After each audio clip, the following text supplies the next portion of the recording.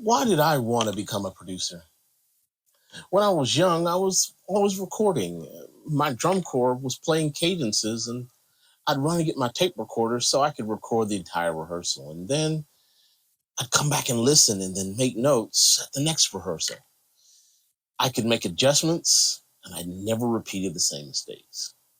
When I was in eighth grade, I would record myself playing piano and then would play it for rehearsal or play it for worship when we had worship early in the mornings. By the time I went to high school, every year our band would record our marching and concert band for the entire season. At the end of our banquet, a guy would pull up at his truck. He'd have his recording equipment in the truck, and we would record all the way in the auditorium in the best place we could. As I went to college, technology became more accessible. When I graduated from college, I got a job at a local recording studio, Sound Cell Recording. The birthplace where in the 90s, the 80s, yeah, it was the 80s actually. Brian McKnight and the 10-time Grammy nominated group Take Six got their first start. The rest, of course, is history. I spent 9 years there learning how to wrap cable, how to cut 2-inch tape, and Pro Tools was on 5.2.1 at that time. But by 2007, I had produced my first album and artist, the late Kathy Robinson. She recorded 10 songs, and all of her vocals were done in one take, which I'm trying to do with this here video.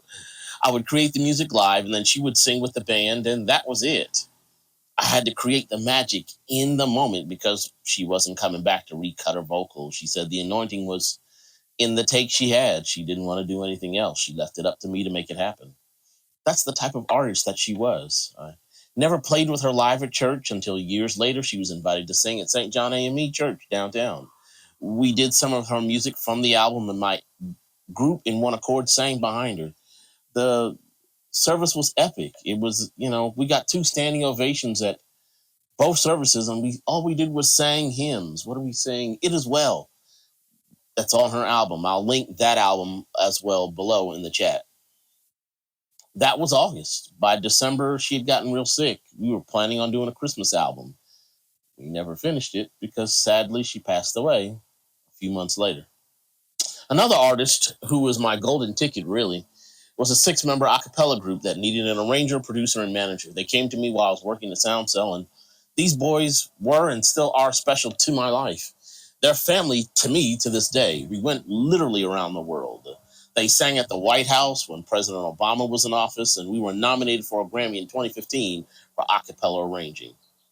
Another one of my best friends to this day, Minister Sharice Tomlin. She's gotten married now, and I forgot her married name. Her and her husband are both in Maryland. They're both friends of mine. We were working on her first album back at that same time. I created her single, Without You, Lord, and used 9 background singers. That template became my template for recording, and I have not looked back since. Like I said, she's in the DMV now with her husband, and she invited me for 2 years to serve at her church conducting choir and orchestra. But I knew around 2015 I had reached a musical height outside the classroom, and I hadn't finished my master's degree. I did not want to be just a great musician and that be it. I did some research and then started my academic journey again.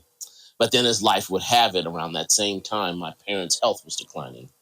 I moved them down here with me to Huntsville, Alabama, where they eventually passed away, sadly, 5.5 years later.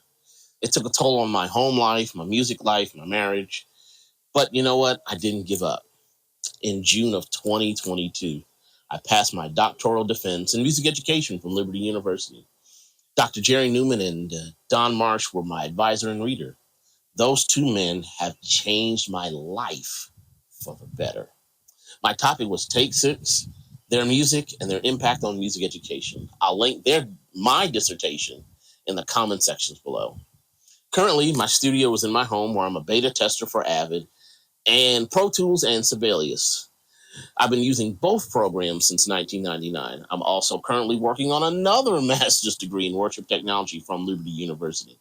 So much has changed during the pandemic. I wanted to make sure that I was up to date with the world and the technology that was out there to better serve my community and basically wherever I serve at.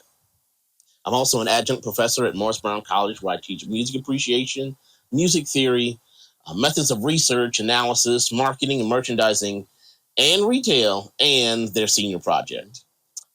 Our president, Dr. Kevin James, just has his contract extended until 2029, and we are leading under the theme of the resurgence.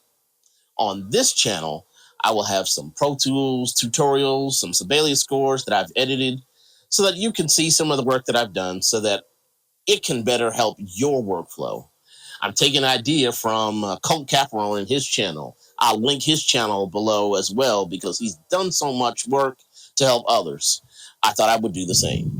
I love the fact that he's transparent about the work he's doing. This is the first of many videos to come.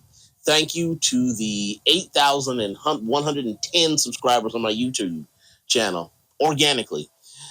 My daughter's the reason for the success I'm having so far. More original music is coming soon. Thanks so much for listening. I'll talk to everyone soon. Bye for now.